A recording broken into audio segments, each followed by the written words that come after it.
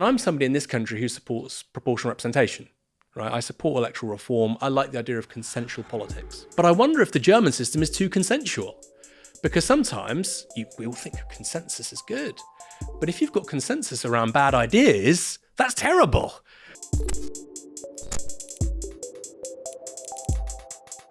Almost 140 years ago, Germany invented the car. In the subsequent century, it was central to 2 world wars. Its manufacturing was the envy of much of the world. And in the latter half of the last century, it was central to European integration. Now, just 2 months before a general election, Germany finds itself in a much more precarious position, however. The European project is fragile, its innovation has stalled, China's coming for its lunch, and Germany's dependence on Russian energy has obviously become a complete catastrophe. So what will happen to this once deeply consequential world power? And what does its story tell us about the future of Europe and the upending of the global status quo in the 21st century? This week's guest has a thorough understanding of all of that, and I hope can offer some insight to those questions. He's written extensively on European and German matters for over 25 years, and his new book, Kaputt, tells us a lot about why Germany is in the state that it's in. He's not particularly optimistic. Wolfgang Münchau, welcome to Downstream. Aaron, thank you for the invitation. We are talking to you today about your fabulous new book, Kaputt, The End of the German Miracle. Pretty self-explanatory. It's about the German economy, what's gone wrong with it in recent years. You yourself are German, but you live in the UK. That's right. And you write for the Financial Times and elsewhere? I was a columnist of the Financial Times for many, many years, but I'm not. That ended in 2020, and I'm a columnist for the New Statesman. And I wrote for I think 17 years the column. Wow. So that would have been, but that ended in 2020, so that's 4 years ago, more than 4 years ago. I mean, you were a major voice on the Eurozone debt crisis and the sort of surrounding political fallout there. Absolutely, that was a big theme during my tenure there. It was also the global financial crisis, the Eurozone debt crisis. That was kind of the probably the main theme of that 17-year period. Obviously, there was the Iraq War. There were many other things that happened in that period. But from a European perspective, that was the sort of the defining moment for the EU, a moment the EU didn't pass well. It was sort of a moment where the EU could have taken a different turn and chose not to take a different turn. And a lot of problems we see today, and some of which I also wrote in the book, were not they kind of follow on from this failure to fix the debt crisis, to fix the Eurozone, which was a monetary union that didn't become a fiscal union, that basically chose not to become a fiscal union. And that is now the decision they took, and nobody is kind of fighting for this anymore. This is kind of something that was decided basically in 2012. And a lot of the problems we're seeing today in Germany and many other countries are basically the result of these of the decisions that were taken at the time. I mean, we're seeing the EU being a very weak player on the global stage. We're seeing the EU being squeezed by China and the United States, the EU not investing enough money. It's because of the way that they solved the Eurozone debt crisis. They solved it through austerity. That was the method by which they addressed the sovereign debt issues. And austerity meant the way they implemented austerity was that they saved on investment. It was kicking the can down the road, but being very, very short-termist in the process. And Europe has lost leadership on AI, in virtually all areas of digital technologies, fallen behind the United States, and in particular fallen behind China. So this is now an economy that used to be kind of techie. And people were kind of techie in Europe, and especially in Germany, this was a very techie kind of environment. People talk about engineering all the time, and Germany still has great and excellent engineers, but they fell behind on digital technology. And digital technology has become much, much more important, not only in terms of the products we have, but in the way it encroached on engineering, on analog technology. And you see this in the car industry at the moment, where the European car makers, once the dominant car makers in the world, are falling behind the Chinese in particular. So you joined the FT in what, 2003? I joined the FT much long ago. I joined the FT, look, I remember, in 1994 or 1995. And I was a correspondent in Frankfurt for them. And then I briefly interrupted my period at the Financial Times in 1999 to 2003, when I became editor, first a founding member and later editor of FT Deutschland. I was part of the team that launched the German FT, and I was editor there for 2 years before I returned to the FT in 2003. So the column started in 2003. That's where that date came from, and I was there from 2003 until 2020.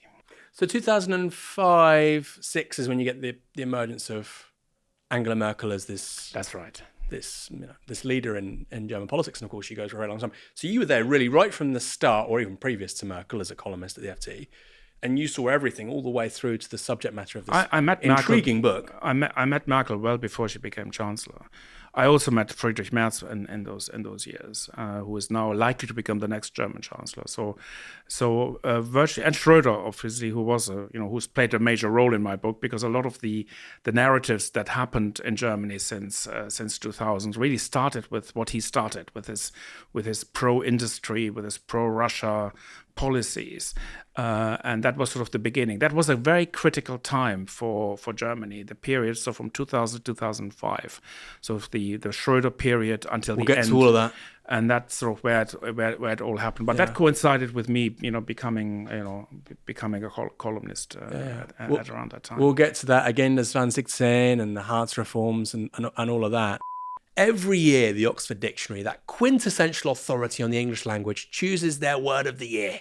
It sums up the cultural conversation over the previous 12 months. In 2024, their word was brain rot. I think that says some pretty bad things about where we are right now. I view Downstream, this weekly interview show we do here on Novara Media, as the antidote, the pathogen of brain rot. If you agree, if you like what we're doing here, trying to up the ante and the quality of our conversations, why not support our work? Go to novaramedia.com/support. In the last year, we've had 5 or 6 conversations hit 1 million plus. We could do more than that, I reckon. Better studio, better speakers, bigger numbers. Help us get there. Go to novaramedia.com/support. Big Orange. Made out of 50% recycled plastic with a lifetime guarantee. Buying this Big Orange bottle helps support journalism at Novara Media, with 15% of profits also going to Refuigi, a charity that supports refugees in Glasgow and across Scotland. This isn't just any orange Nalgene water bottle that supports independent journalism. It's Novara Media's orange Nalgene water bottle that supports independent journalism. To buy one, go to shop.novaramedia.com.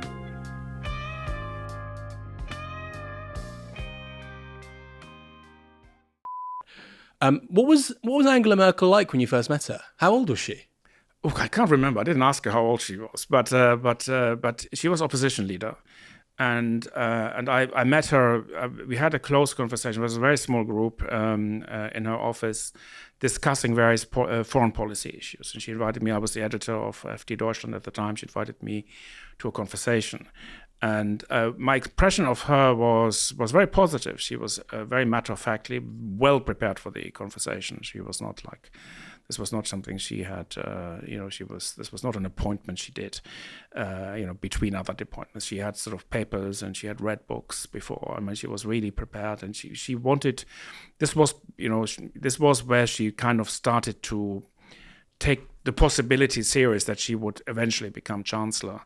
So she tried to prepare herself in various policy areas, and we talked about European policies, European Union, economic growth, the issues that other countries are facing. So she asked a lot of detailed and probing questions. So very much unlike other German politicians, very much unlike Gerhard Schröder, she was very much interested in policy detail at a much more specific level than any politician I've ever met. There was a certain similarity. I heard, I never met her personally, but Margaret Thatcher had a similar. It has been said about Margaret Thatcher that she had a similar attention to detail. I've only seen this level of detail with Angela Merkel. Of all the politicians you've ever met? Of all the politicians I've ever met. Does that include US politicians? Or that includes US politicians, absolutely. Yeah. So she impressed you, it's fair to say. She impressed me in terms of her ability to hold information together. She was certainly informed. I was not surprised that she would succeed in politics. She also positioned herself very cleverly in that center of German politics. So you don't stay German Chancellor for 16 years and are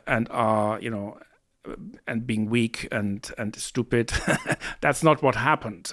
I have criticized her in my book very profusely, and I disagree with a lot of the things she did, especially during the Eurozone crisis, but also in terms of the failures her policy failures, her decision on nuclear power, her support for industry, her support for Russia, her support for, her making Germany dependent on China. All of that happened under her watch, and she played an instrumental role. So I have very strong disagreements with her policy.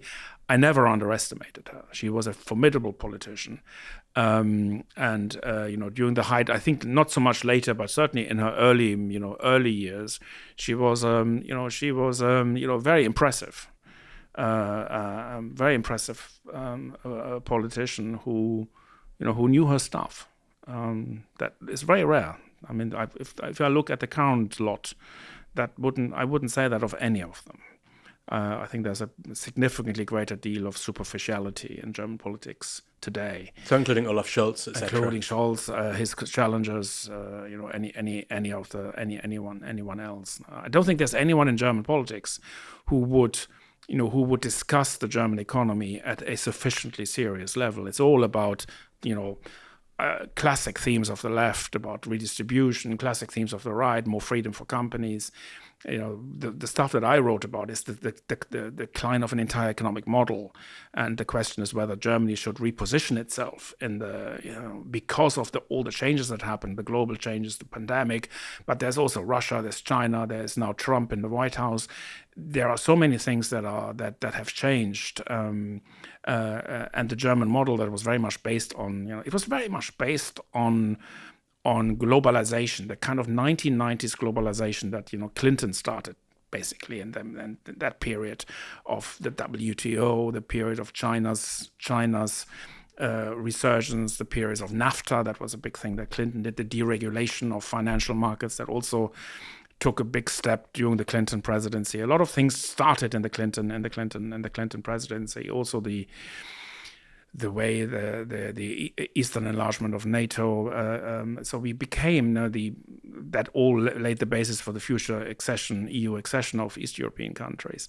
That was basically all started in the 1990s, and that period of what I call the period of globalization spanned 1990 to about 2020. That was sort of a 30-year period. And Germany performed well in that period. It had its ups and downs. It had crises, and there was this crisis in 2005 and 2003 to 2005, and they addressed it in a particular way. They prolonged their system, and it performed really well until about Brexit. And Brexit does actually play a role in my story here. The German model. Brexit was not the cause of anything, but Brexit certainly triggered something in Germany that has since continued. The decline of the German economy kind of started around 2017, 2018. That was the moment. It was just shortly after the Brexit referendum. And things have been going downhill ever since. And it's been, the economy is stuck, zero growth this year, zero growth next year, plus minus a few decimals, but it's basically a non-performing, a non-growing economy. It will probably, grow at some point. I even write in the book that by the time I expected the economy already to have some growth by the time it is published, I was actually too optimistic about this. My forecast is that the economy is in a structural decline, but even economies that are declining will eventually, recover from time to time. Now, there will be periods of the economic cycle will kick in, even if you're not doing well. Well, there's certainly relative decline vis the United States Oh, yeah. and East Asia, China. And the question, of course, of absolute decline, it's like you say, it's happening 1 year, but that's not the story, really. And relative decline relative to the Eurozone and the Yeah. rest of the EU. So this is significant. And even though Germany is a very significant part of it, that's where you see it, where it's particularly. This is the kind of the homemade part of the decline. There is a European part of the decline, Yeah. and there's a homemade part of the decline. So quickly then, so what today, what is GDP per capita of Germany, roughly? $60,000? The per capita, I mean, the total GDP in euros is about let's just do the numbers, is 4 trillion. And they have about 80 billion, a bit more than 80 million people. So it would be in euros. So if you divide 4,000 billion by 80 million, I guess you would get to something like, 50,000 euros. 60,000. It's not 60, but $55,000 or something. It would be that per capita on a per capita basis. Yeah. So places like Poland, Slovenia, etc., are sort of comparatively catching up quite quickly. Yeah, I mean, Germany is rich. No, there's no question. This is a decline of a rich country. Germany can decline for a long time, still be rich. I think this is the treasury about decline. Now, decline doesn't mean you decline and you become poor. No, this can take you can decline for 50 years. It's just that all the opportunities of economic growth, of new sectors, new companies, all that happens elsewhere. I think the car industry is kind of done for in Germany. Is it dead? It's not dead now. It still employs 1 million people.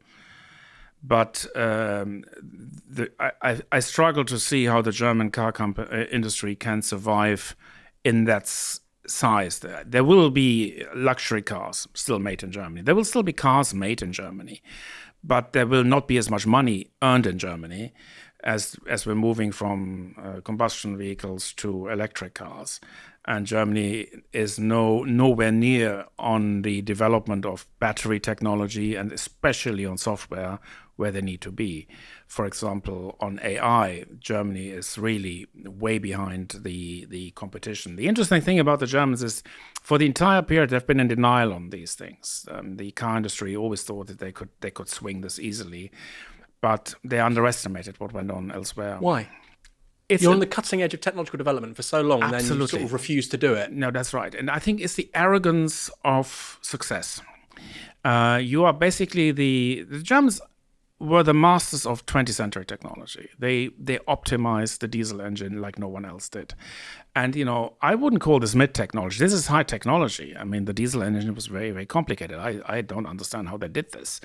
I don't understand how a diesel engine works. I mean, in the detail that they do. And it was they were unrivaled in the world. And they felt that this was the technology. And their hope had been that by making the diesel technology even more efficient and fuel efficient, they could get to a point where where combustion engines would produce a very, very low emissions and therefore pass emissions tests. That was sort of the idea, that they could use the same technology and that electric vehicles would become a niche technology, and they felt that's for others. I mean, there was the famous quote by one of the German car chiefs, the Ferdinand Piech, who was the head of VW at the time, is part of the Porsche family, and he said there is no space for electric cars in my garage. And his garage was big, his garage wasn't like your garage or my garage. His garage was VW owns Bentley, VW owns Maserati, they obviously own VW itself and Audi and Porsche. So I would suspect he had, a few cars in his garage. But the arrogance against electric cars as technically not very interesting. And, the electric engine is technically quite boring. It has fewer parts. The technology in an electric car is not in the engine. The technology in the electric car is in the software. It's pretty much like our mobile phones. Our mobile phones, we used to have cameras, we used to have compasses, We might have had separate GPS systems and even telephones, which our mobile phone, can still do. A computer, look at all the stuff the mobile phone has. There's no moving parts. It's all technology, and the sophistication comes through software. And that has basically now happening to cars. The car is becoming a digital device. So it's a transformation of a product. And you see this in China, where not only new companies entered the market, but also new types of companies. For example, a very interesting development is that both Huawei and Xiaomi, which are mobile phone makers, are now entering the car market and successfully so. Both of them have launched successful models. So it's very clear that this is so because they're digital companies and they are software makers and they understand something. If you look at an electric car, at the heart of it is like an iPad type device. And obviously the software, is somewhere there to be found, but that's where the future technology is. And the Germans are still developing AI. I'm not saying they're not doing anything, but and I think that's a typical story of what's happening. The AI that BMW and Mercedes are developing is for the driverless, the hand-free driving on German motorways. It's not in cities. Whereas Tesla and the Chinese are developing a comprehensive hands-off driving experience. Now, they're not there yet, and the road to the automated car is long and much underestimated. So this will take this, because it's much more complicated. Our streets are much more complicated. How can you tell the difference between a dog and a child? That was, they have to... you have to collect a lot of data before you can be very confident that your car can actually tell the difference. And how do you spot the potentiality of a motorbike or a bicycle just dropping in on your lane?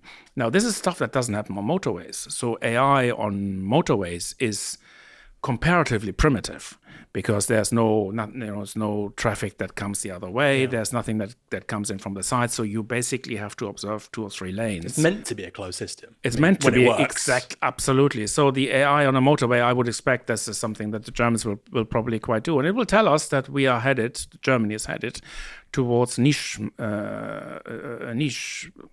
existence, and there will still be. I'm not saying the car industry will disappear totally, but the mass market will no longer be German. We've had a similar thing in cameras. I mean, the Germans Germans were a major player in cameras, and then came the Japanese. But the Germans hang on to this. But now in the current days, I mean, most consumer cameras are mobile phones, and specialty cameras are becoming much more digital. And the one remaining German camera maker while it's becoming very niche and very profitable, it's an upmarket. It's been pushed right upmarket, so it's becoming almost jewelry. Is this the Leica? Leica, yeah. That's right, and it's becoming so expensive that there is a market, and that will happen to Mercedes. There is a niche for companies like that. Yeah. I'm not predicting the demise of, but it's a luxury brand. It will be the sort of the Swiss watch type market, small, but not a market that will sustain 1 million jobs as the car industry does in Germany. The car industry and its immediate applies, and then there is an awful lot of other stuff that's not counted in there. There are an awful lot of services. Servicing. Think about car servicing. There's a whole, dealer networks that basically live off the cars, and the car companies own those dealers. At least they used to. They used to own those dealer networks. They're also independent dealers. Now, and with an electric car, the servicing comes mostly in the form of a software update. So you see, there is going to be a very different universe. So what I suggested in my book is that. I don't think the government should kind of do what the Chinese did and basically, try to anticipate the future technology, because I don't think that governments are generally very good at this. Even if from time to time, the Chinese, I think they kind of picked winners, but I don't think we can generally expect that, our government in the UK or in Germany or in France, that they're very good at this. But at least they should not insist on depending on the same companies, on subsidizing those companies, but trying to become independent, less dependent on those companies, opening up the economy to other sectors. And that's what they haven't done. It's very difficult in Germany to open up a company. It's a very hostile environment. So a few things. We're gonna talk about all of this. Okay. So there's a few things. I mean, first of all, your explanation as to why Germany doesn't develop EVs, which I've not heard before, really, implicitly, and it's a really fascinating argument, is that this is a nation of engineers, and there's an aesthetic sensibility, almost a revulsion at how easy EVs are. If they like the intricacies of this and that and optimizing, etc. And like you say, all of a sudden this technology comes along, which is just a battery in a computer. Ugh, that's not difficult. That doesn't take 25 years to master, or it does, but it's a very different skill set. And that's fascinating. I've not really heard that before. And then that second point you just said a moment ago about we need to open up. Well, the counter argument would be actually, no, you need to close. We need protectionism because Europe's manufacturers can't compete on economies of scale, on sophisticated AI with China because their data draws on 1.4 billion people. They don't have the kind of consumer surveillance protections that we have. They can optimize their AI much more quickly. And of course, they get government support in a range of sectors, most notably at the moment, things like steel. So one argument would be, no, we don't want to open up because then we'll be gobbled up. We'll be a technological dependency of somewhere like China. What's your response to that?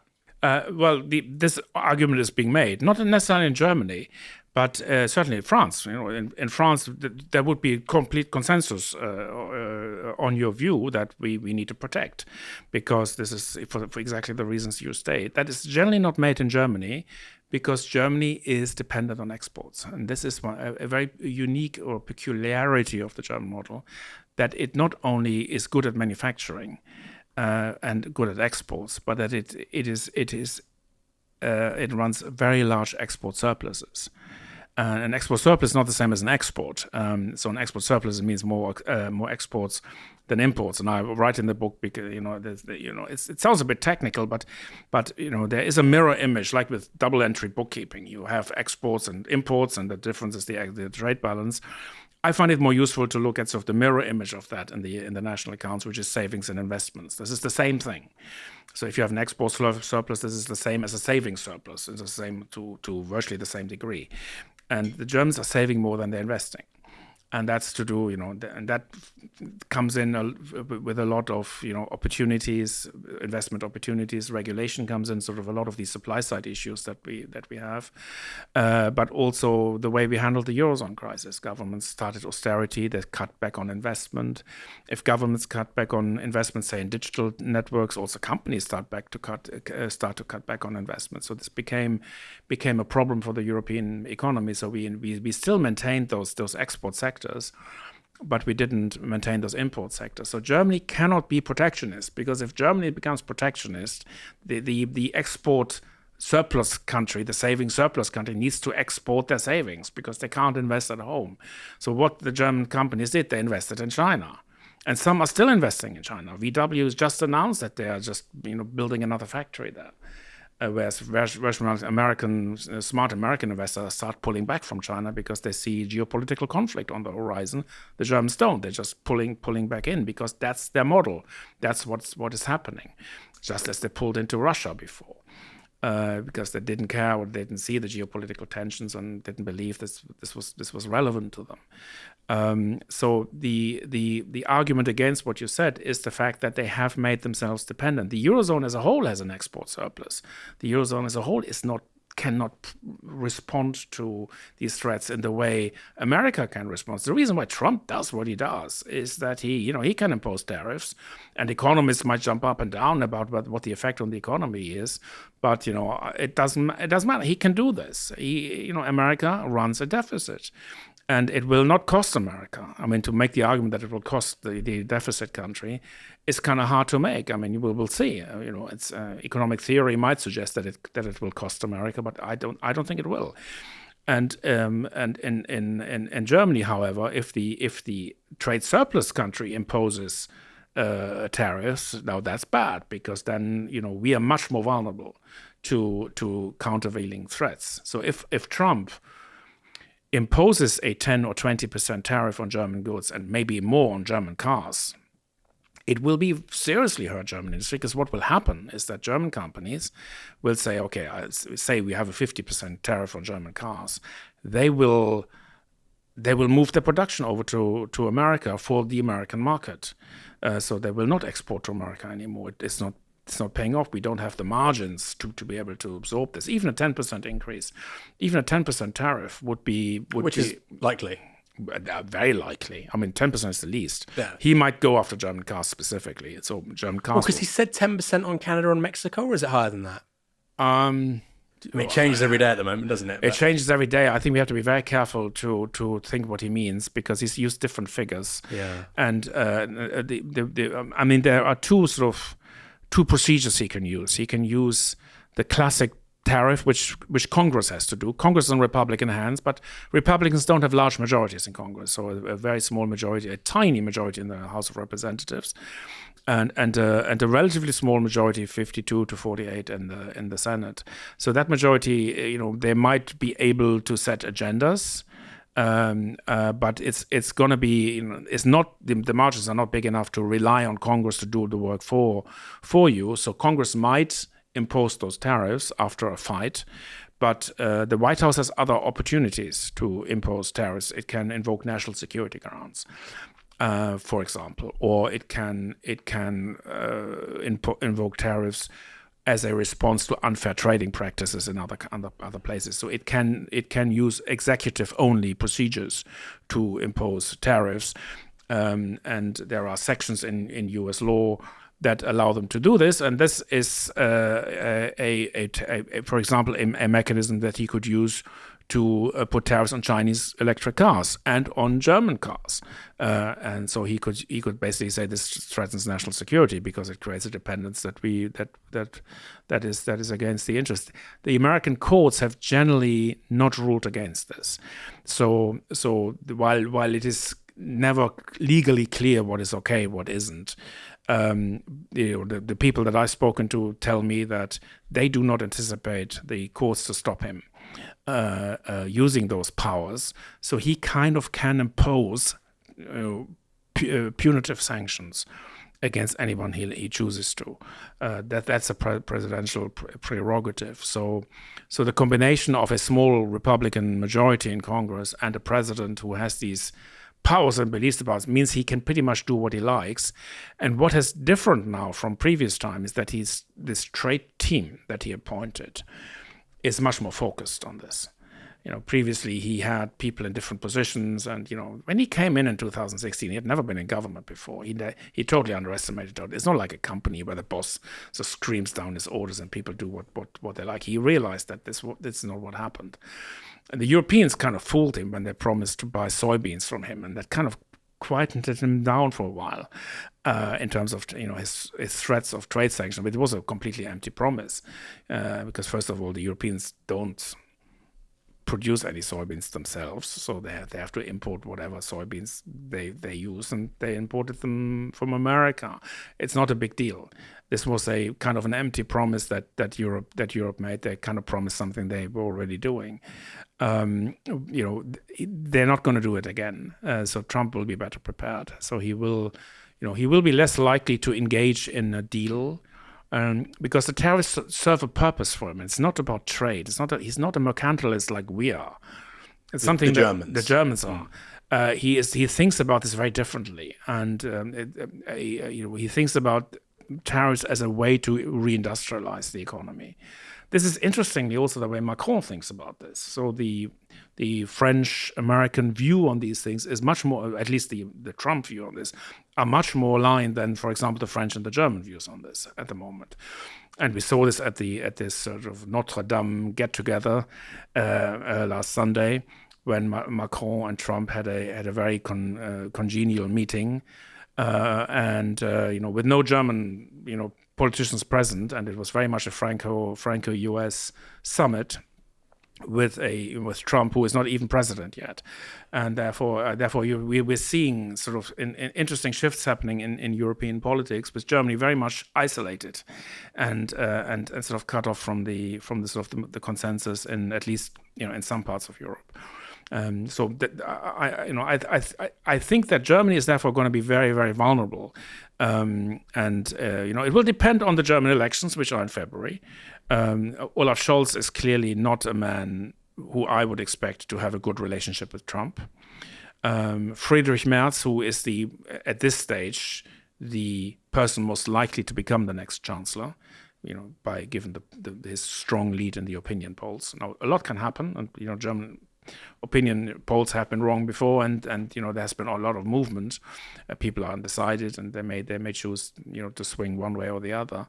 But if they if the polls are not completely wrong, we would think that Friedrich Merz is a potential German chancellor but he will not be chancellor until May or June. So Trump will come into office in May. So there will be he will be 4 or 5 months. He will take decisions, and I think all of his tariff decisions would have been taken by then. And whoever wins the next election will take 2 or 3 months in Germany to form a government. This is the time it usually takes. So I think that this is going to be very difficult for the Germans. When he imposes tariffs, he might take his time and things, and that would be good. If he's not in a hurry, if he focuses on immigrants, he might just focus on the Mexican border, whatever. I mean, I don't want to preempt any things that he might have said and try to extrapolate it, because he might say something differently. But he has been relatively consistent on trade, and his appointments. It's more the appointments that he made, like Navarro and Lighthizer and people like that. Even Scott Bessent in the Treasury, who is also has shifted his views on free trade. So there is a very coherent team that supports him on trade, and I think that was also an important criterion for him to select his people. So it would be reasonable to expect that this will happen, and therefore that the countries that run very large trade surpluses against the United States would suffer, and none is more exposed to America than Germany. So you talk in the book about the challenges that the German model is facing. You talk about, obviously, changes in Russia. There was dependence on moderately cheap Russian energy, China coming for Europe/Germany's lunch. You don't talk as much about the rise of Trump because, of course, I presume you weren't writing this after early November this year, given the publication date. But the way you've spoken there really does highlight how utterly screwed Europe could be if Trump wants to go in a certain direction with regards to tariffs and non-tariff barriers. If he really wants to go for this, Germany, the Netherlands to some extent, but these big exporters with big surpluses have really big problems. Absolutely. Trump could screw the Europeans on so many levels. Ukraine is the first thing. I mean, that's what everybody talks about, right? Defense. If he starts, I mean, he will make his commitment to European defense contingent on the 2% target. Last time the Europeans made promises to him, I remember there was a NATO summit where the Americans and the Europeans clashed, and where Trump only quietened down after Merkel and others promised him that they would go up to 2%. Now, this was an issue where Merkel lied to him. She had no plans to go up to 2%. She had no plan. I mean, literally no plan. There was no medium-term fiscal plan. I could have told him that, don't believe a promise, believe a fiscal plan. I mean, if a country like Germany or like the UK want to raise defense spending, they have to put it in the budget or in the medium-term financial planning. We have procedures for this type of thing. It's not something we just do. And if it's not in the budget, it's not happening. So he will probably have people around him who tell him that, it doesn't matter what anyone promises. They all run complex coalition governments. If the coalition partner says no, then it's not going to happen. So the delivery is more important. So if it's in the budget, then 2% is 2%. The 2% is not in the German budget. It's a slightly complicated situation. Scholz, when he got in, he made 100 billion available, kind of off budget. German fiscal rules are very complicated, but it was like a fund for investments.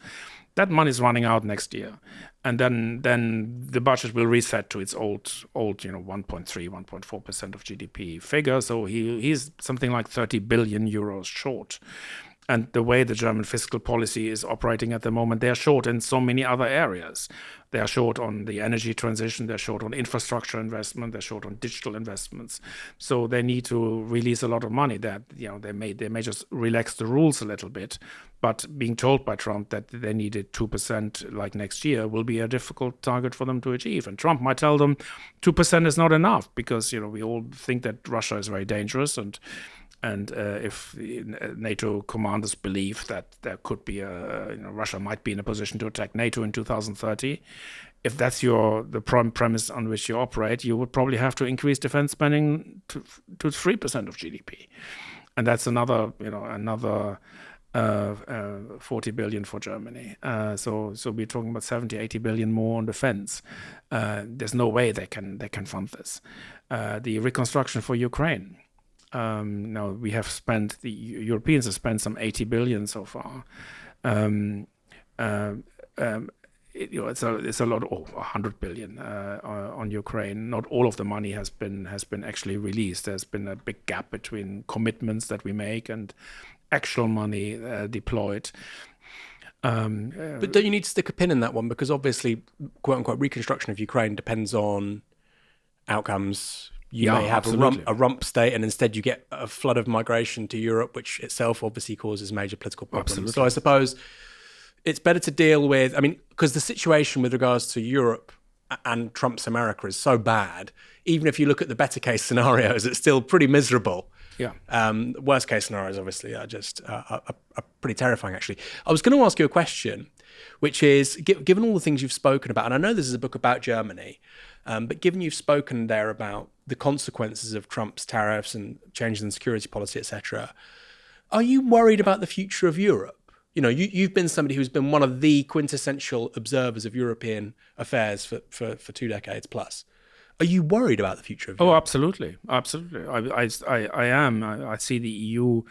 I see the EU moving fundamentally in the wrong direction. I've been observing this. I've been a lifelong supporter of European integration, but with the Eurozone crisis, my sort of, it's not that my enthusiasm for Europe changed, but my expectations changed. I have basically, I no longer see that the EU will unify, nor do I see that it will succeed. It's a pretty, it will be squeezed by two powers because they chose not to take the decisions they needed to take. So you think it's destined to fail now? I think it's destined to fail. The Monetary Union was the last big thing they did. That was the last big project of European integration. And what they did when it was created, they kind of sat back and said, okay, this is it. Then they created some treaties, but these treaties changed, and they were mostly preoccupied with institutions, voting procedures in the Council, voting procedures in the European Parliament, and numbers of seats and all this stuff. But it wasn't, the EU has since, there was enlargement, but the deepening, the EU hasn't become any deeper. It didn't become, a political union. It became very much an intergovernmental organization subject to certain voting rules. So it's still structured, but it's not a political union. It doesn't have a single bond, a single sovereign debt instrument. It doesn't have a capital market. Just look at we've undergone a massive technological transformation. We are still basically engineering and chemicals and pharmaceuticals and the stuff. Luxury goods, if you're France. Luxury goods. We do all the stuff that we've done 20 years ago. Look at the Americans. They have basically developed new industries. Now, there hasn't been a single $1 trillion industry in Europe this decade. The last, if you look at the 50 largest tech companies in the world by market cap, there are 4 Europeans among them, which is a very small number. But the Europeans that you have, the largest one is SAP, the German software among them. But they are kind of the dinosaur of the tech companies. They were one of the oldest ones. They were founded in 1970. In the age of the mainframe computer, they did business software. They have a niche there, and they established a very profitable niche in this market, and they're very successful.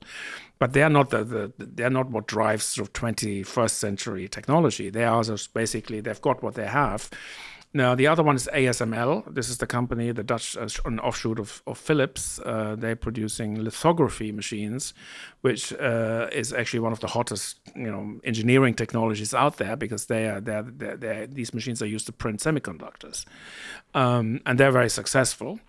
And then you have a French company, and then on last time I checked, it was on on number 49, Spotify. That was 100 billion now, right? Yeah, I think it's broken through. Yeah, Spotify is doing very well. It's from Sweden, and but it's the only sort of modern age company. Yeah. And all the others are kind of old, and they might be successful, but they're old. There's nothing new. We're not players in AI. We're not players in quantum computing. We're not going to be players in crypto currencies. We have regulation in those areas. This is the interesting thing. Europeans invented the car.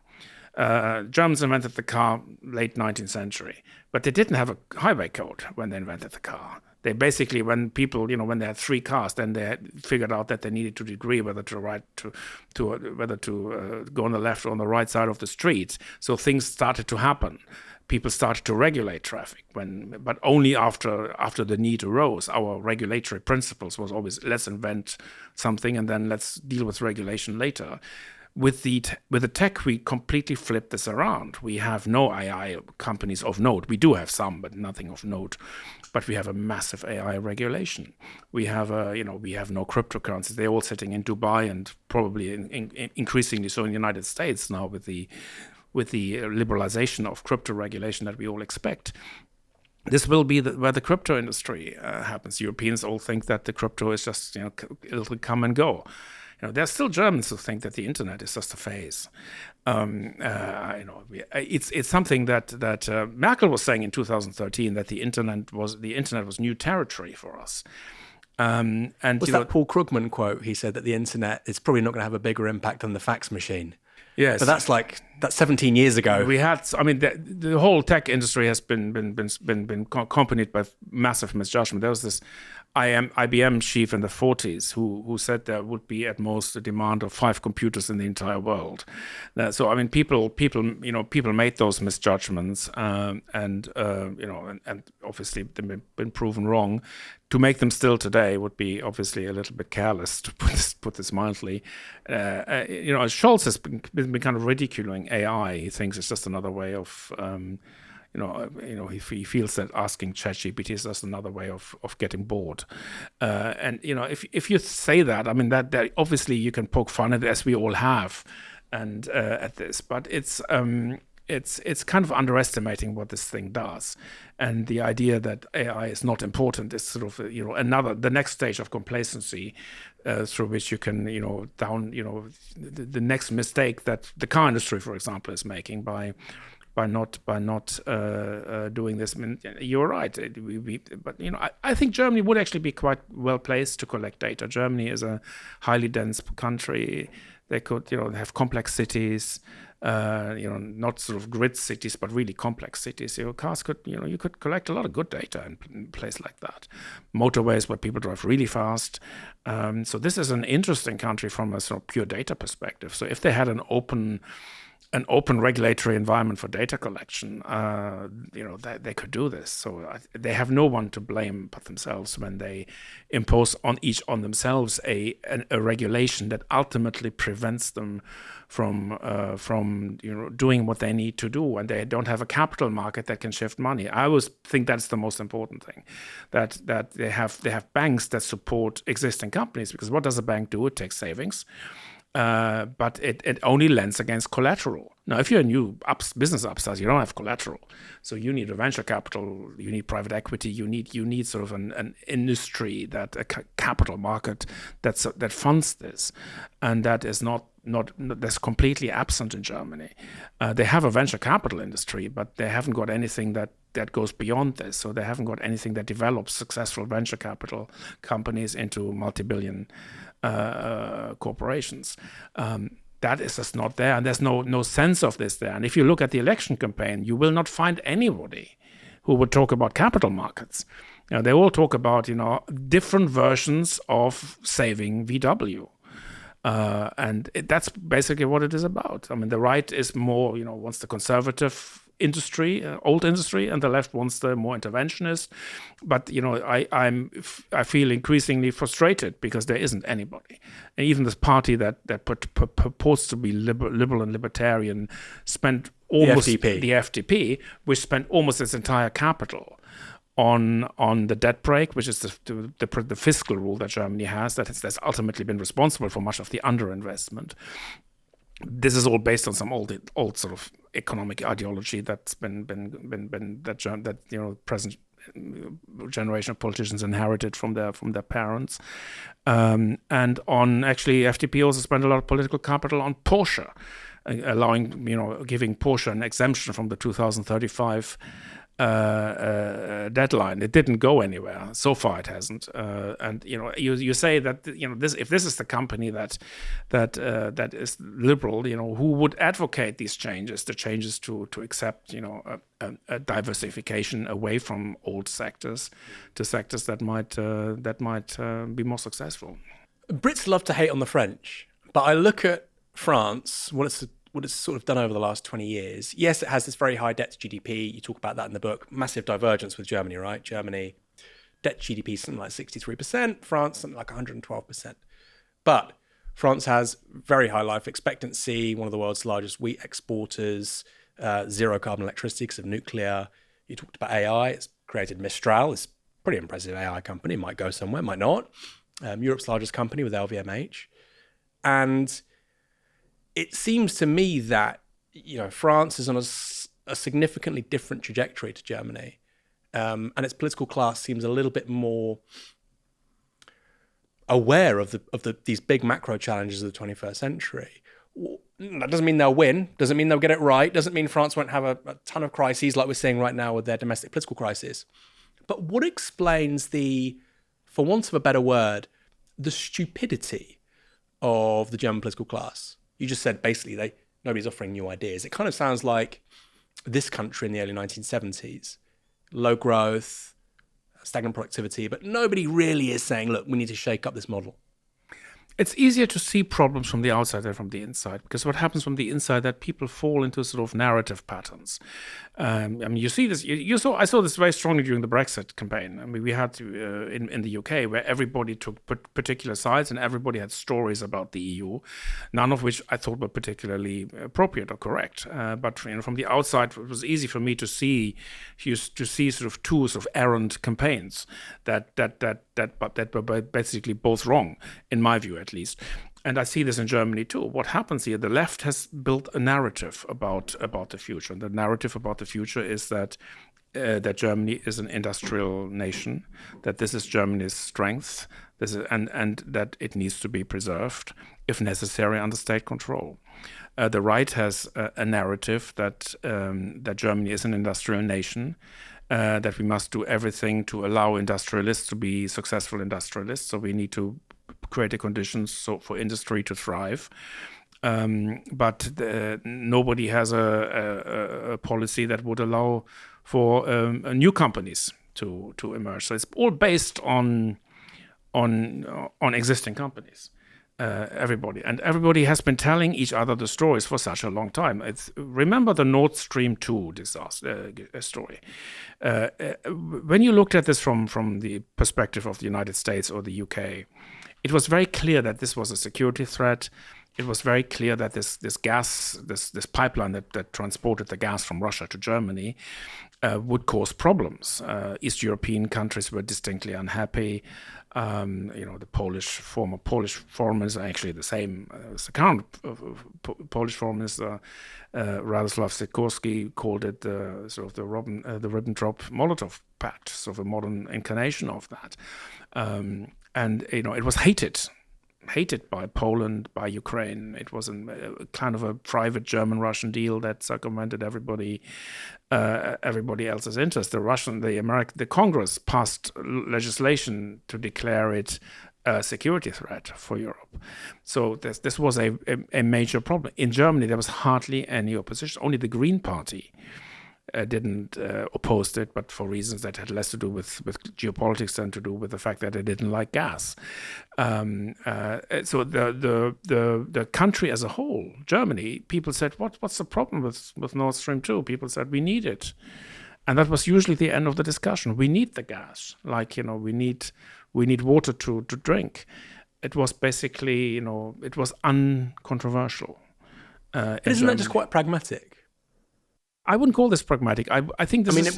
when are we talking here? We're talking pre-Crimea, obviously. And No. We're talking pre-pandemic. We're talking pre-Crimea.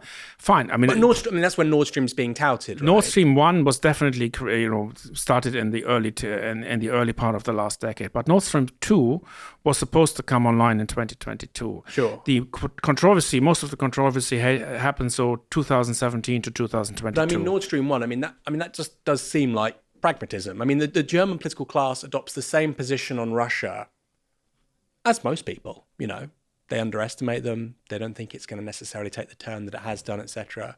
I mean, if you read the panegyrics to Vladimir Putin in this country in 2000, those were widely held assumptions.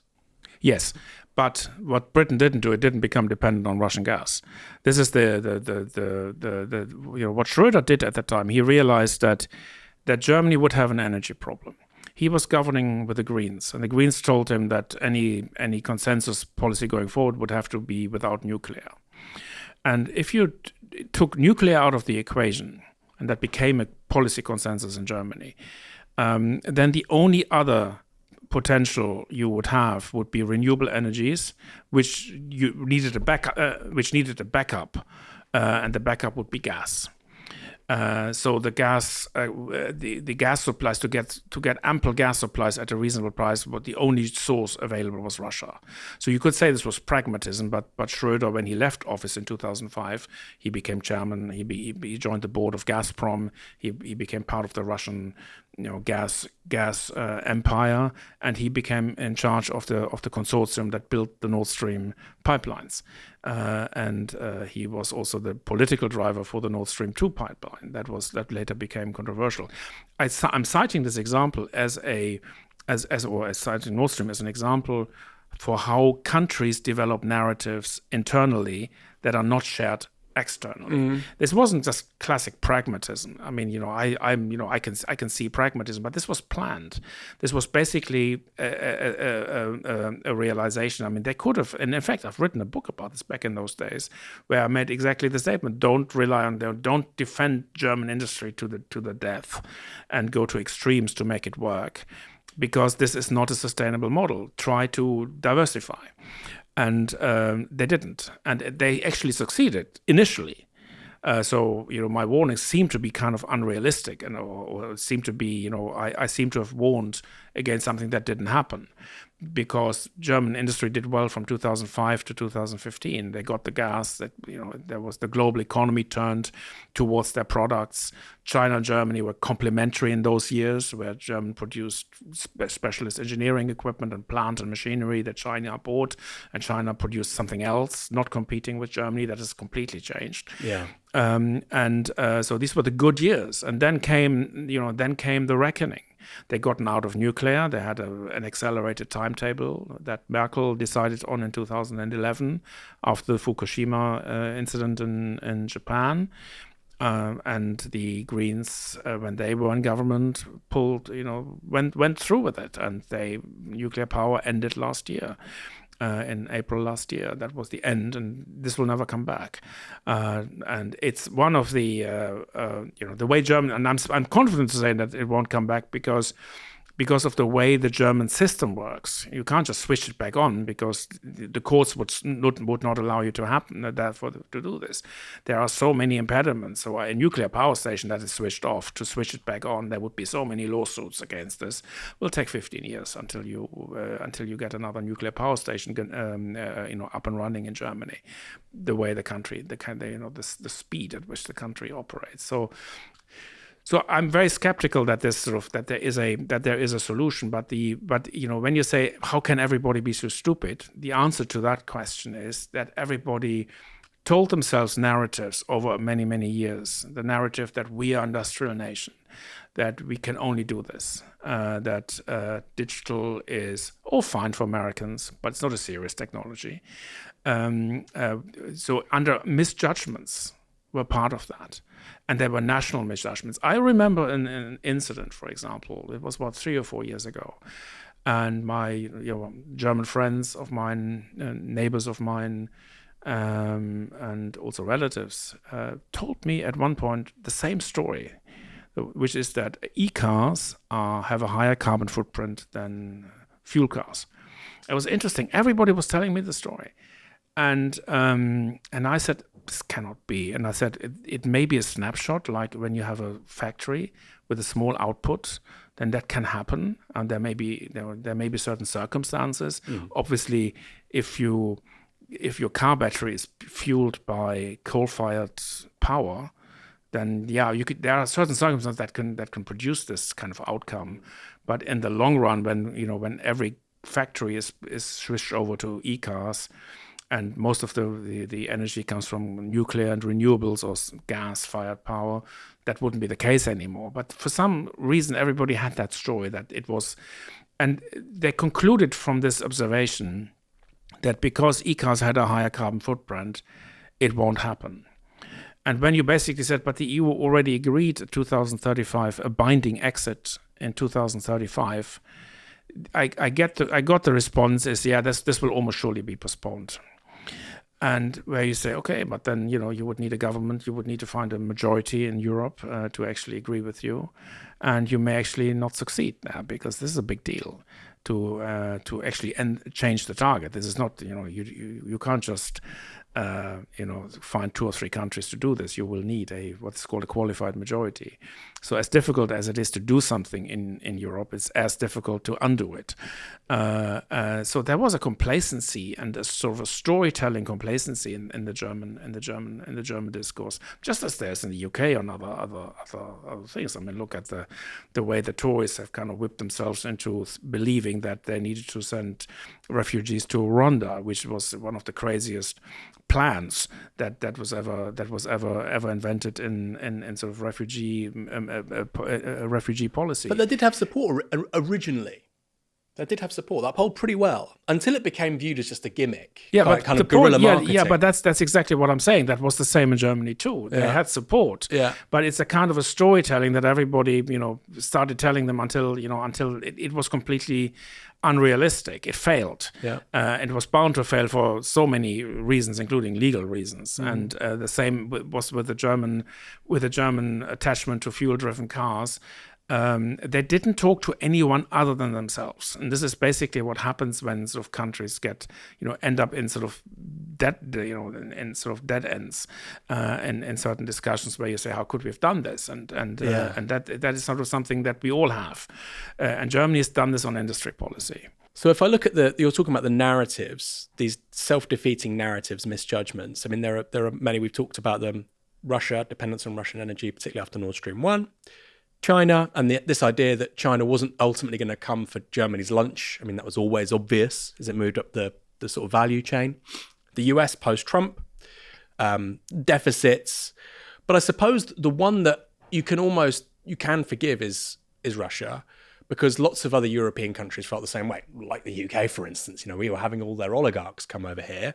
And the rationale from a certain perspective of, okay, this is a very potentially dangerous country. If we create mutual interdependence, then not only do we get cheap energy, but we also tie Russia into economic ties.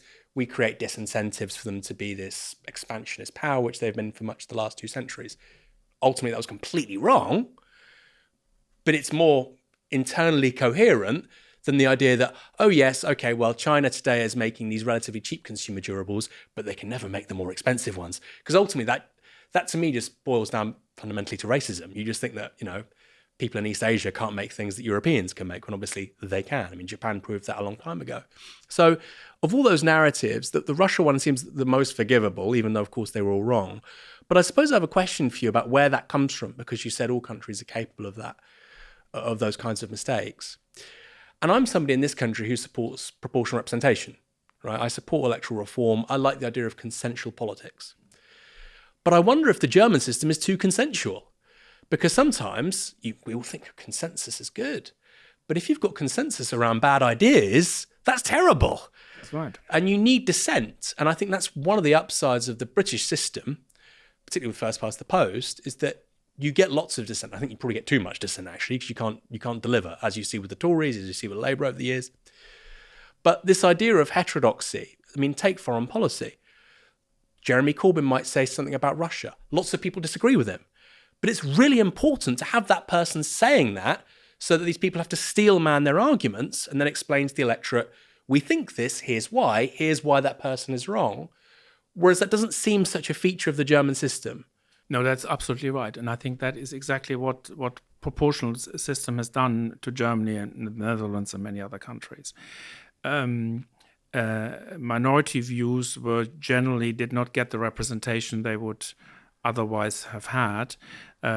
People disagree in Germany too. You know, the AfD, the Alternative for Germany, is a party on the right, and the new party called BSW is founded by the East German politician Sarah Wagenknecht. She was formerly a member of the Left Party. They say openly they want the relationship restored with Russia. They want the pipeline back. They want a war. They want the weapons deliveries to Ukraine to stop. The AfD wants immigrants to be repatriated. So there are strong voices of opposition. However, these parties are outside of political firewalls, so nobody forms coalitions with them. So what happens, the German consensual model is not only proportional representation, there's this other thing that parties only form coalitions with a small group of sort of selected parties, which is, by the way, the case in the European Parliament as well. So you always find the same kind of parties in power. There's always it's either the CDU or the SPD or in power, sometimes together. We could have another of these grand coalitions, or the CDU with the Greens or the SPD with the Greens. It's always some kind of color carousel of this. I think of it as a kind of musical chairs. There's 3 chairs, 4 parties, and at the end, 3 of them will sit, and that will be the coalition. And and the next election will be another round of that. It's hard to get a different government. It's hard to know to vote. If you want to vote for change, it's actually intellectually quite hard to actually decide how you vote to get change. And that is what the system has delivered. So it's a sort of behavioral question. So proportional systems, I believe that proportional systems and first past the post system can both deliver good outcomes. Usually when countries change, it is because political parties think they can benefit from this change because they get more votes. In reality, that has never proved to be the case. Often the opposite. So I'm kind of indifferent about this. I think the British system is fine, and I think it does deliver more dissents and more debate. The American system certainly delivers more debate. This is very much an extreme form of a first past the post system. Where candidates can win a presidential election even though they didn't win the popular vote. So this is a peculiarity of that system. That wouldn't have happened. A Trump figure could not have risen in Germany. This type of somebody who is against the entire consensus on the scientists and on foreign policy consensus and virtually every consensus that has been formed. And that was part of the Russia connection. And I think there is a difference to the UK. Yes, you're absolutely right that Germany was not the only country that underestimated Putin. And in many ways, Merkel understood him better than anybody because she for starters, she speaks fluent Russian. And, she, having grown up in East Germany, she's certainly more aware of Russian history and culture. But what Germany did and what the UK didn't do, it developed very close relations with Russia. This was not only Schröder and Putin. You didn't have any British politicians who were sitting on the boards of large Russian companies like Schröder did, former prime ministers. That wouldn't have happened. He was on Gazprom's board, yeah, he was on Gazprom. And they sponsored Schalke, this football team. Absolutely. Gazprom was big. It was a very big part of ultimately big part of the German economy. But you had a lot of politicians, especially especially from the SPD, that spent their careers on furthering a relationship with Russia. Former SPD leaders, when they retired, usually ended up as sort of, in the business of either dealing with Russia or dealing with China. They were basically trade promoters, and that's what they made a living of this. They formed consultancies to get German companies to invest in China and vice versa. That was the kind of understanding that happened in Germany. That didn't happen with British Prime Minister quite to the same degree. Cameron tried. Blair was probably slightly more successful, but he's sort of, he wasn't quite so focused on just trade and just being, and just the money. There's a bit more to that. And the German, the SPD in particular, was so sold onto this bilateral relationship with Russia, in a way that this didn't happen in other countries. Now, other countries like Austria, too, had relationships with Russia. And Hungary, of course, has relationships with Russia. But these are tiny countries. Russia saw Germany as their strategic partner in Europe. I called it in the book, I think I called the Russian the most strategic relationship in all of Europe. And that's obviously being aware there's the Franco-German relationship. But the Russian-German relationship was truly strategic in the sense that this was based on patterns of cooperation. It was based on pipelines, infrastructure they built. And they had a strong agreement on their work share. Russia was the provider of energy and raw materials, and Russia has a lot of raw materials that German industry needed, not only gas and oil, but also sort of various metals and other things. And Germany was the industrial producer, so this was a work share, and they felt that they could create a sort of a special relationship around that sort of work share, just as the UK, believes that it has a special relationship with the United States.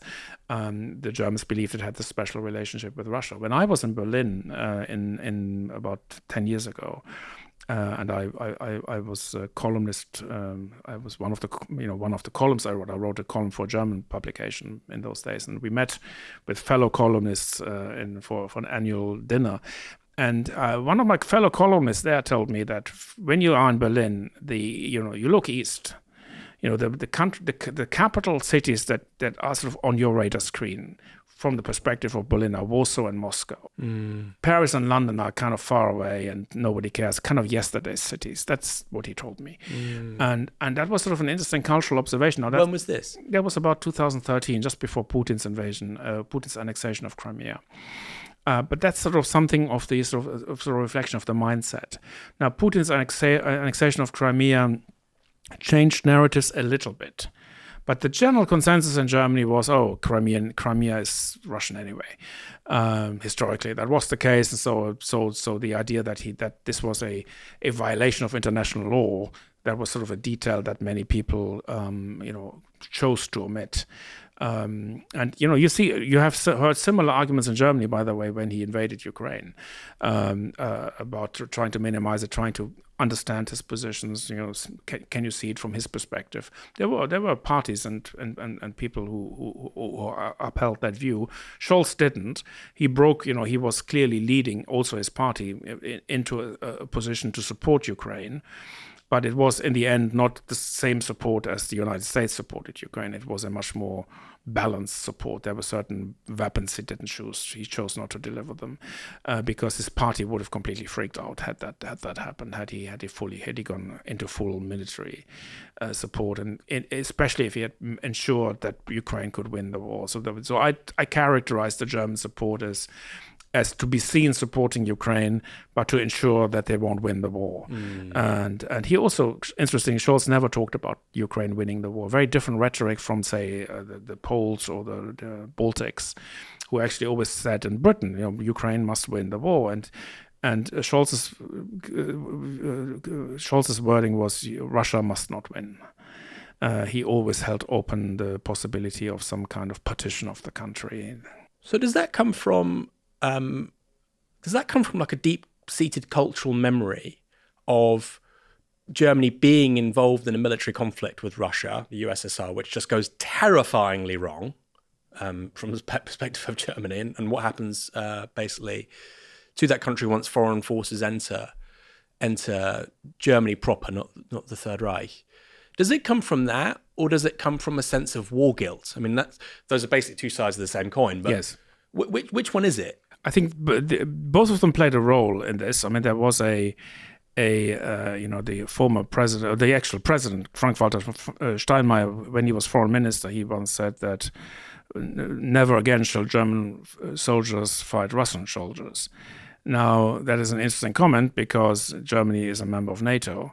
So was he saying that Germany would not respond to a Russian attack on NATO? And it was, in many ways, I interpreted this as Germany basically saying that it would breach its NATO Article 5 commitments.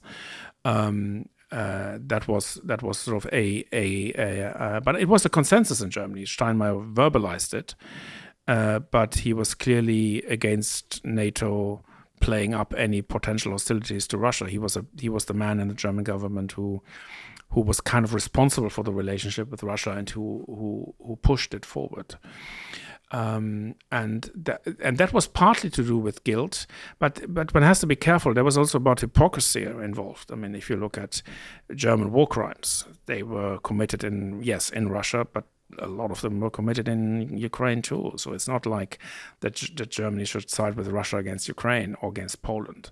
So if you looked at, if you made a sort of historic argument for German, behavior, Germany should. There's no case to be made for a special German-Russian relationship. I mean, we recall the Molotov-Ribbentrop Pact.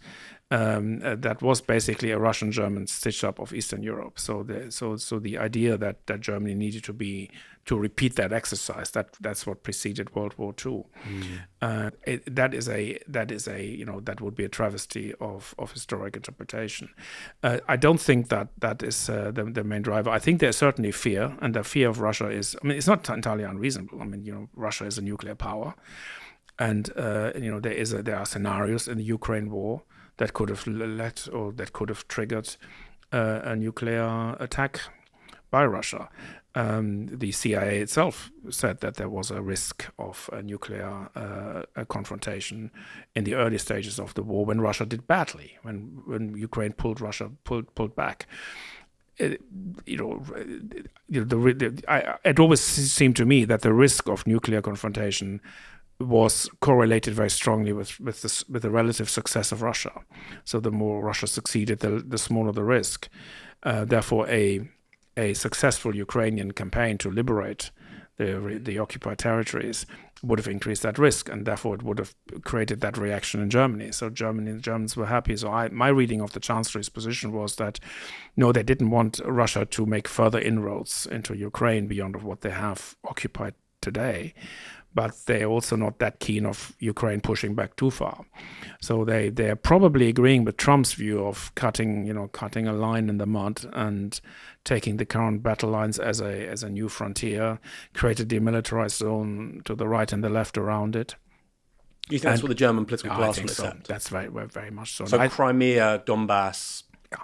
Basically what they have, there will be negotiations, you get this town, I get this town, but there's nothing, there will be, people will draw borders, and these are borders that are usually these are lands that very few people in Western Europe have ever visited. These are basically a matter between Ukraine and Russia to negotiate between, but a broad agreement around the demarcation. And I once wrote in a column, I expect it to be 50 kilometers to the left and the right of current battle lines, and I think and that's a generous band around which some kind of it won't be a recognized border. That Ukraine will not, and almost surely should not, recognize this division because this was acquired illegally, but it would be a de facto recognition of a border. It would be very much like the West German, East German border. West Germany never recognized East Germany as the German partition as permanent. There was always a German unification in the background, and Germany didn't have ambassadors in East Germany. It had representatives, so there were diplomatic distinctions made.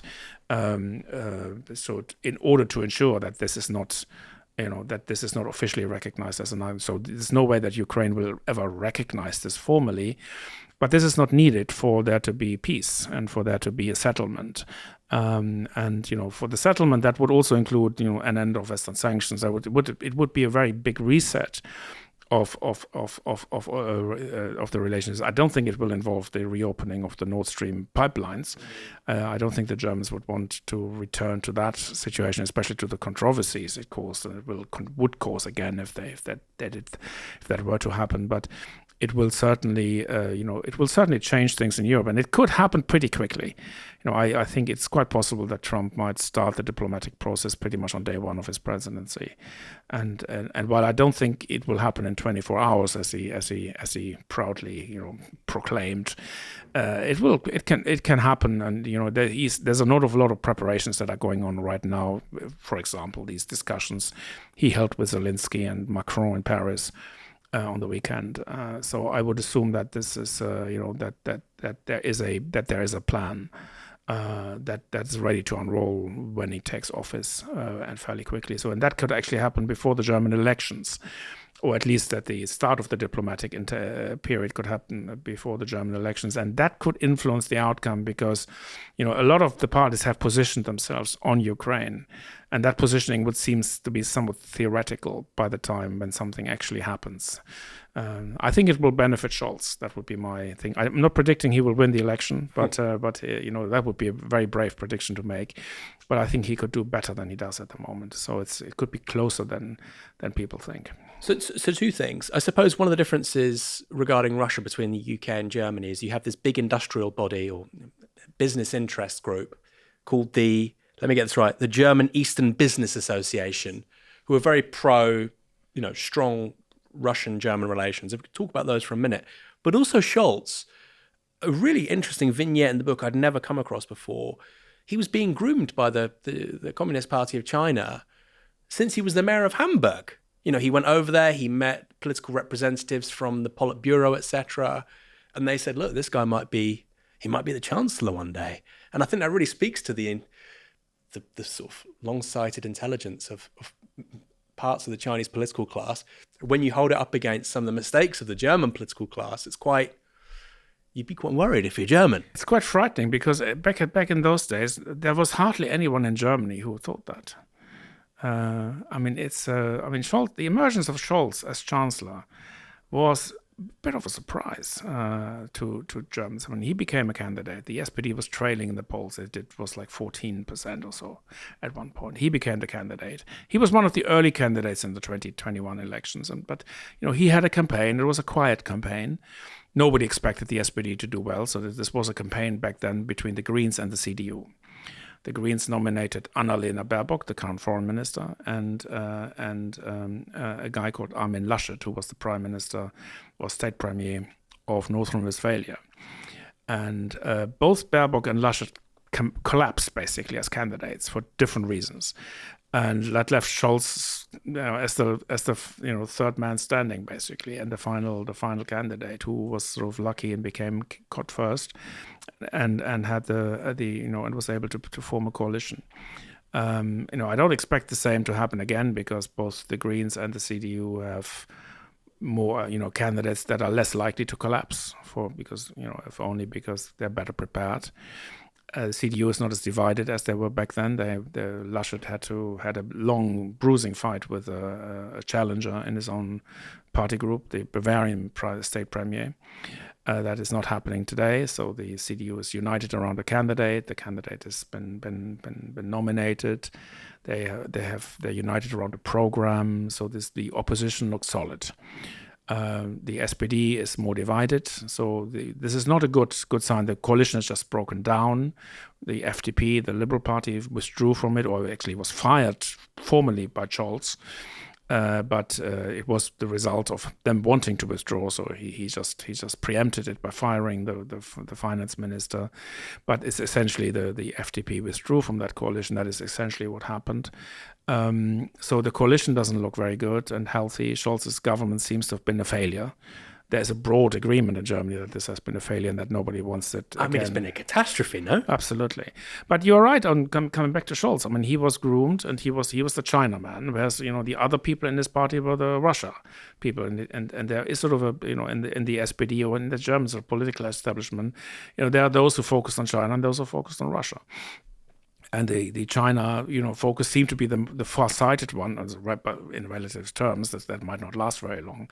And there's a lot of German businesses that invested in China, that traded with China, and that have huge exposures to China. So VW and Mercedes Benz have about 30 to 40% of the turnover in China. Wow. And the BASF, the chemical giant, is now investing into a massive Chinese factory. It's like a town, the size of a town. These are sort of investments that Germany is making, strategic investments that Germany is making, and you say to them, look, you've just experienced this with Russia. Here, we all miscalculated this, and you're right. Germany was not the only one that miscalculated, but Germany was more sort of engaged with this, and also there was much more of an organizational setup behind it.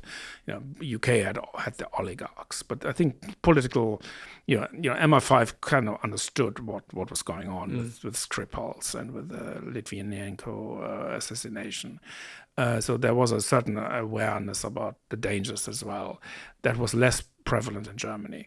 But they're still doubling down on China now, and we all know that there could be a conflict if China were to blockade Taiwan, or there could be.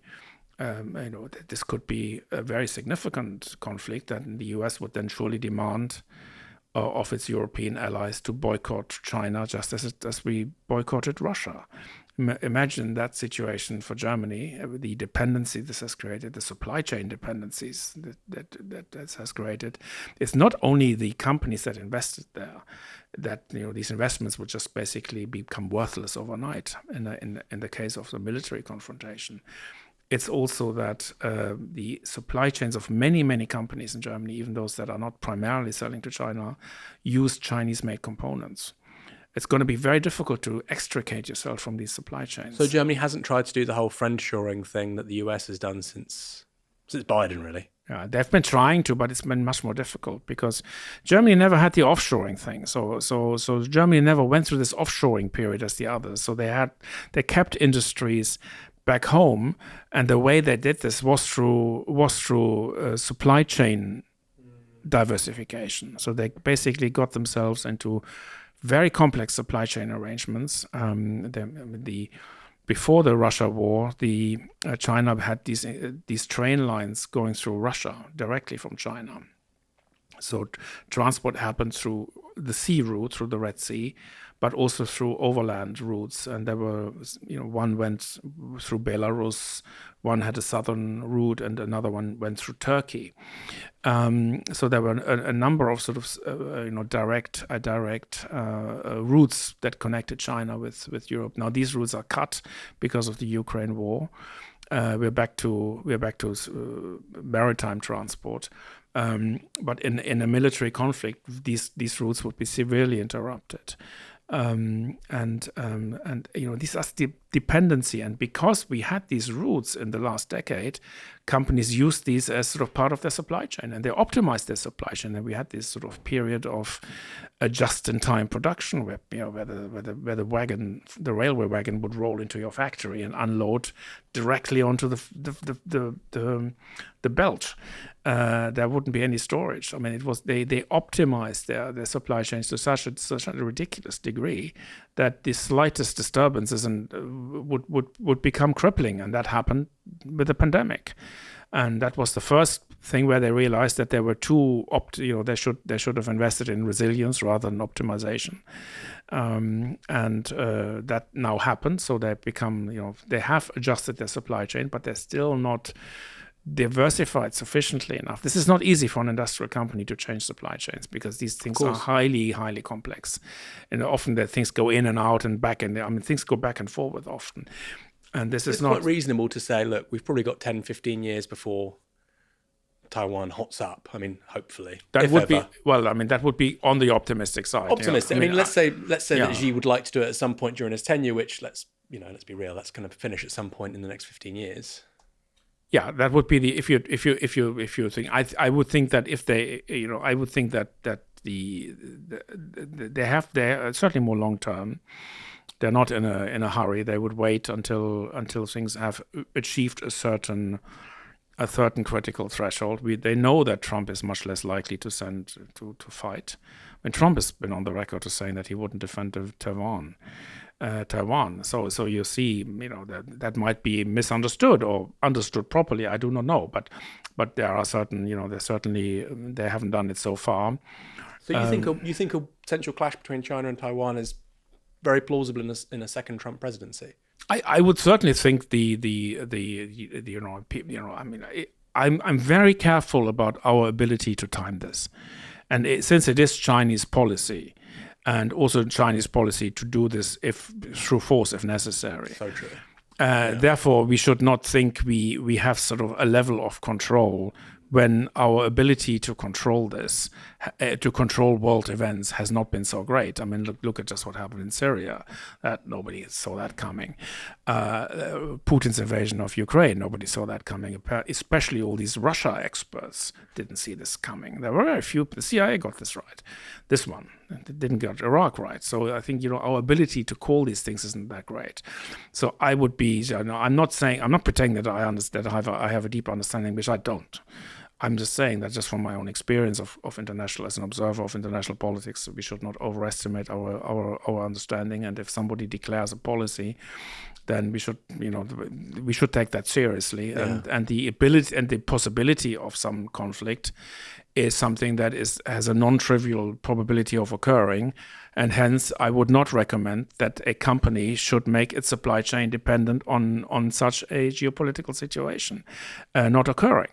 Therefore, I think it's irresponsible. And in fact, but what happened in Germany is that the corporate sector has generally not had to worry about geopolitics because the government would take care of this.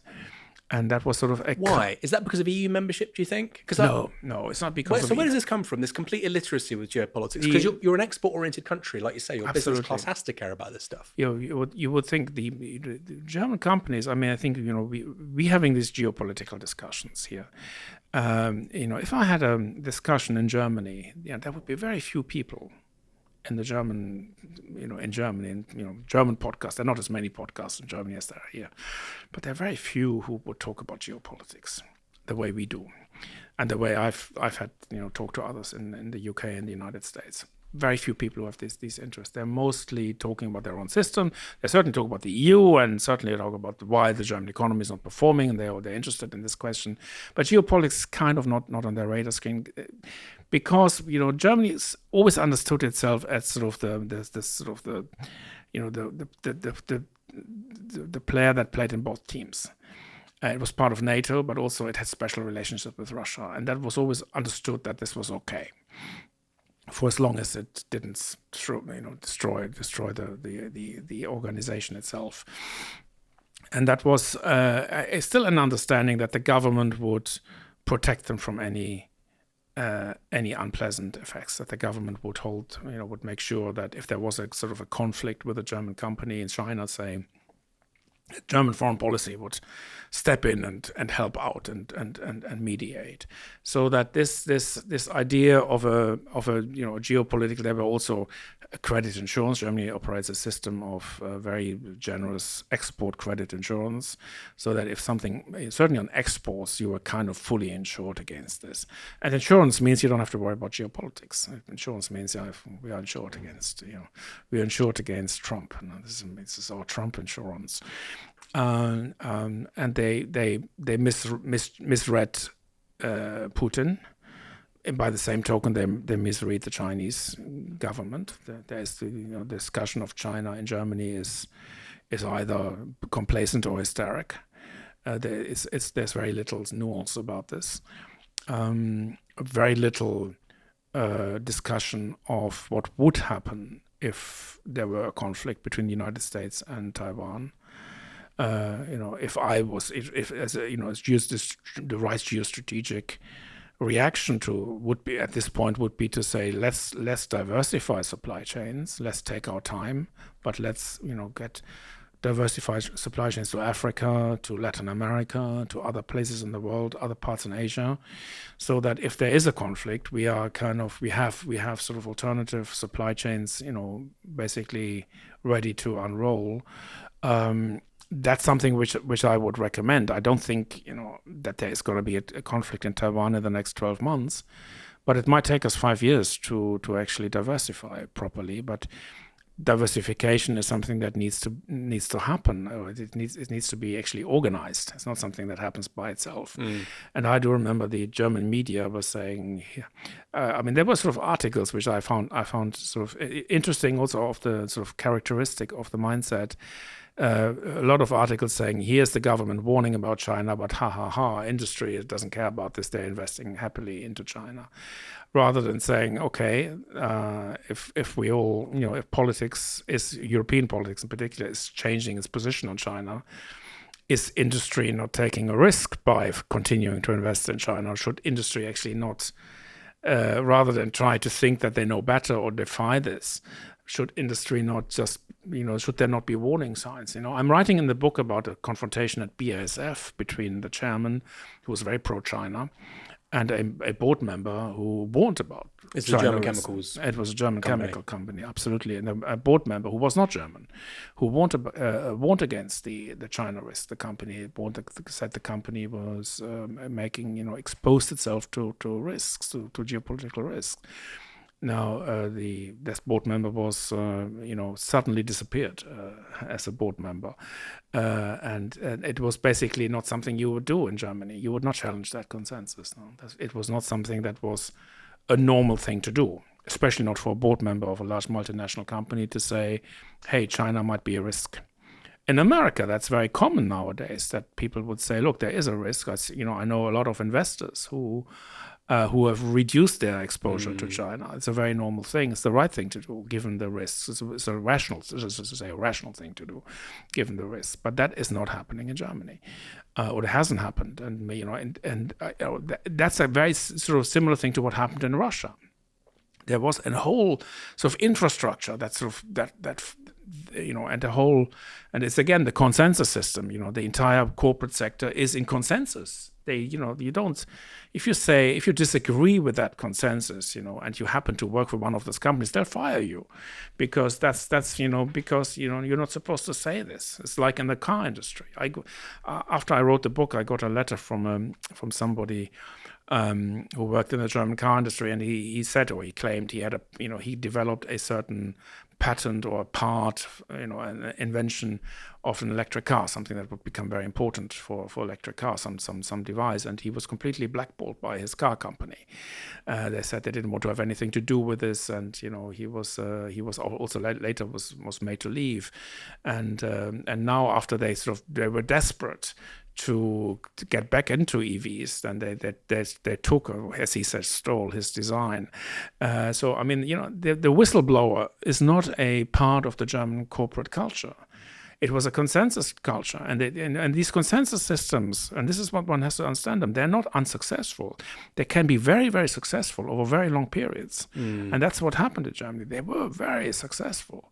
The period of 2005 to 2015 was a period of significant success. Everything went their way: globalization, supply chain optimization. Even the Euro's crisis helped them, because it led to the devaluation of the euro. So then they had economic reforms. The labor market became more efficient. The welfare system was working more in the favor of companies. So everything kind of worked in that direction, while America kind of started to build, went into machine learning and into AI and into modern industry. Germany kind of was happy with what they knew and what they did, and they started to optimize. Essentially, they started to optimize 1980s, 1990s type technologies and got better and better at this. But then came a point where these new technologies started to encroach on the old ones, and when shocks happened, and then suddenly they found themselves at a disadvantage, and especially with China, because what happened with China was that this wonderful relationship, this complementary relationship, turned into an adversarial relationship commercially. And they didn't see this coming. I mean, I still read 2 or 3 years ago, people were saying, we have to make sure that the Chinese economy recovers, but not so much that they can compete with us, as though you could fine-tune this. And what happened is that the Chinese economy is competing heavily with Germany. They have produced massive overcapacities in the manufacturing sector, especially in the car sector.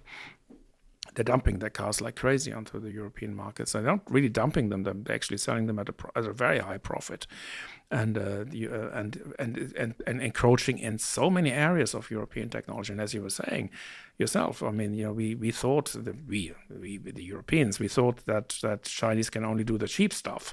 This was the arrogance of the producers.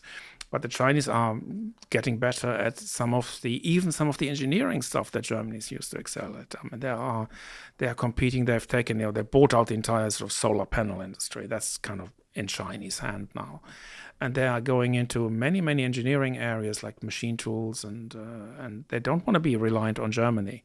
And China has done this. China has diversified its supply chains, even though they are an export-dependent country. They can exist without us more than we can without them, because that's what central planners can do. They can basically manage these things. It's more difficult for democracies to say to companies, you must sort out your supply chain, but you can also say to them, you can refuse guarantees, export guarantees. Governments have disposal instruments at their hand to force companies to become more observant and make sure that our geopolitics, our foreign policy, is not sort of hijacked by commercial interests, as had been unfortunately the case in Germany. I've got one more question, but the points you were just making there about geopolitics, we've talked about that consensual culture, which does seem to be, I don't like to talk in kind of essentialist tones about, national cultures and cultural types, but it seems to be a feature of post-war Germany, this consensual culture, which is partly an outgrowth of the political system. But also I wonder, with regards to this just lack of almost interest in geopolitics, maybe that's an outgrowth of unification. You had the resolution of this profoundly political problem. Actually, it was quite simple in the end. There wasn't a conflict. And I wonder the extent to which that has shaped the assumptions of German civil society, the political class, business elites, etc. This is the country of Carl Schmitt, of the friend-enemy distinction of hard, big P politics. And yet, like you say, time after time, it doesn't seem to be a feature of national German thinking. My final question, given there's the election early next year, could the AfD ever form a government in Germany, ever lead a coalition? I think so. Not next year, not in 25. But if, for example, I don't expect the next coalition to solve Germany's problems. I expect the next coalition to address maybe some of the extreme stupidities of the previous governments, like the bureaucracy has become so extreme that if you just release a little bit, there will be more enthusiasm, and there will be a bounce back at some point. Not countries don't always decline in a straight line. Germany's decline surprised even me. I had not expected it to be so strong. So I would expect to be either a combination of cyclical upswing and maybe some structural reforms that will help on the margin. Obviously, a structural reform doesn't make uncompetitive products competitive. It doesn't put you in a different sort of technological area. So I think they will fail. But they will have some temporary, mild successes. But I think they will fail because they don't address the issue, which is a dependency on old dated technologies, dependencies on industries, on a kind of a refusal or a rejection of modernity, 21st century technologies, and an inability to generate new companies.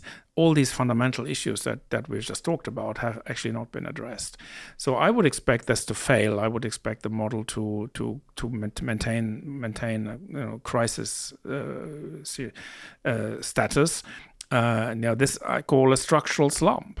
This takes a long time. This might take another 5-10 years, and 2029 election is surely one where the support for the AfD could rise. Now, hard to predict. We may have less of a refugee problem by then, and it was often refugees that drove voters to support the AfD, but we may find that industrial workers may find that there isn't a future for them, and that the country hasn't given them, if the only choice in life is having a job at VW or being unemployed, then why would you support the system? Why would you support parties that support the system? So that there has been certainly a correlation between industrial decline and support for the AfD. That's clearly visible. And some of the financial stress that's going to come in terms of, there will have to be some cuts in social spending that will also drive voters to the far right, maybe also the far left. But so I could see the AfD becoming the biggest party. Now, even in that case, it may well be that the other parties all gang together and form a coalition. It's ultimately, the question is, you can keep on doing this until at one point this is no longer possible. So at one point it is no longer possible to form a coalition by centrist parties. Where you will need extreme parties to be part of your government. We're not at that point now. Even if you're particularly pessimistic, extremely pessimistic, you would still not think that it's still not possible for the AfD to be in that position now. There are firewalls against it. So this time they will be stronger. They had 10% of the vote last time. They will get 18, 19, 20% this time. There will be a party, the Wagenknecht party, which didn't exist last time. It will be represented. They may have 7, 8, 9%, so it may be stronger than the left party is today, but more radical than the left party is today. So it will not be just a left party. It will be a party where it will be a pro-Russia version of a left party. It will be an old industry version of a left party, one that will also try to attract disgruntled industrial workers. So, and that leaves the center to form coalitions with each other. So yes, I think the AfD can become the largest party, and in Germany, the largest party form governments. You can. The other parties can try to say, yeah, we might agree to go in a coalition with you, but not with your people as chancellor. The AfD would not accept that. So which is what's just happened in the Netherlands, for instance. That's right. The kind of Wilders situation. I mean, you might do this once, but this is not sustainable. The idea that we Wilders was the largest party and to they kind of agreed on a technical government because that was the only agreement possible, because the others would not have accepted him as prime minister. But by the next election, his share of the vote will be higher than now. I mean, all the polls show him on the rise. So the coalition would be, he may still depend on others, but the power of the others to call the shots will be significantly reduced, and that will happen in Germany too. The Netherlands are always a good sort of bellwether of where this is going. So we already have the far right in government. Come the next election, they will be bigger. They are kind of tame at the moment. I mean, there are all sorts of crises happening, and they talk far too much about immigration, but and nobody's solving any real problems there. But we will have, and there's a kind of a technocratic government who is now running the show there. But it's quite possible that Wilders will at one point become the prime minister. That I would expect that to happen at some point. And as I would also assume that the AfD, is if things continue in Germany as they are, yes, I think this is possible that they might. I mean, no political pundit will predict this, but I think if I look at the dynamics, if my analysis of the German economy is right, then yes, that would be a conclusion. Now, the big game that Friedrich Merz and the CDU are playing is that let's have a sort of a similar reform as we had 20 years ago. Cut social spending. Make people work harder, reduce sickness rates, so we make us a bit more frugal, that this would kind of give companies a boost. But the problem in Germany is much bigger than that. This is not just, a 5% increase and like a little competitive, even a 10% devaluation of the euro, which is quite probable anyway. This is not going to really shift those imbalances. And And if Trump, was serious about his trade policy, he would probably want the dollar to devalue, not to revalue. There are different ways of how to impose trade tariffs that could have different effects. So we might offset a lot of the reform, the competitive advantage through reform could be easily offset through adverse exchange rate movements or other external factors, so that companies don't benefit from this. So I'm really struggling to see how we save the car industry without some fundamental rethinking about AI, about entrepreneurialism, about sort of new technologies, and there is at this moment nobody who runs a campaign or an agenda on that basis. Wolfgang, we spoke for the best part of 2 hours. We could have gone for another 2 hours. We didn't talk about quite a lot as it goes. However, this story isn't going away. I'm sure we'll get you back on at some point in the future. Thanks for coming on Downstream. Aaron, thank you for the invitation.